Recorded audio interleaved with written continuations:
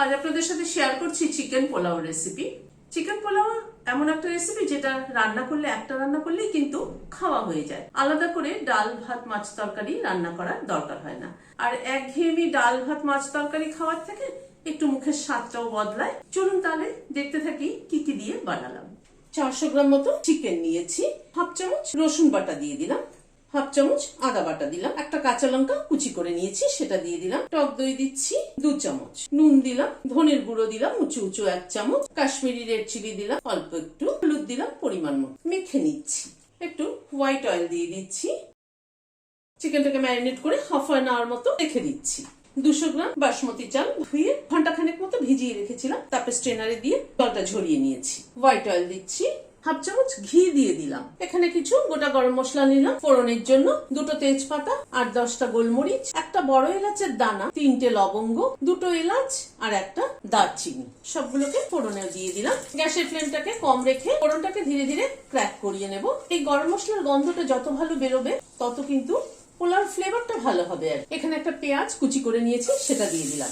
পেঁয়াজটাকে মিনিট খানেক একটু নাড়াচাড়া করে নিলাম। হাফ চামচ রসুন বাটা দিলাম, হাফ চামচ আদা বাটা দিলাম। আদা রসুনটাকে এই মিনিট খানেক একটু আবার নাড়াচাড়া করে নিলাম। এবার চিকেনটাকে দিয়ে দিচ্ছি।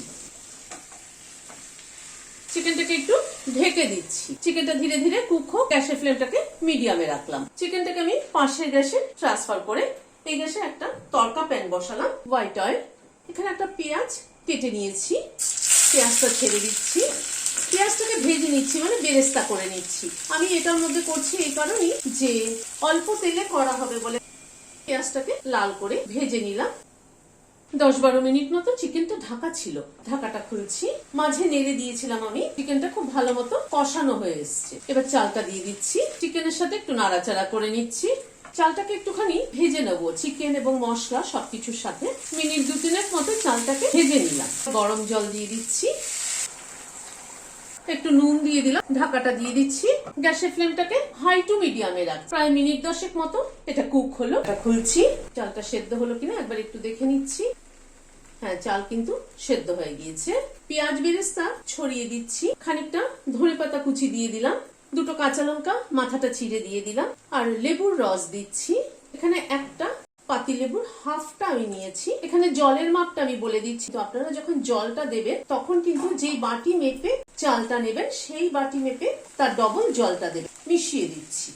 গ্যাসের ফ্লেমটাকে বন্ধ করে দিয়ে ঢেকে দিচ্ছি কাঁচা লঙ্কা ধনেপাতা ফ্লেভারটা অ্যাবজর্ব হওয়ার জন্য। ভিডিওটি যদি ভালো লেগে থাকে তাহলে একটা লাইক এবং সাবস্ক্রাইব করার অনুরোধ রইল। আজ তাহলে এখানে শেষ করছি। নমস্কার।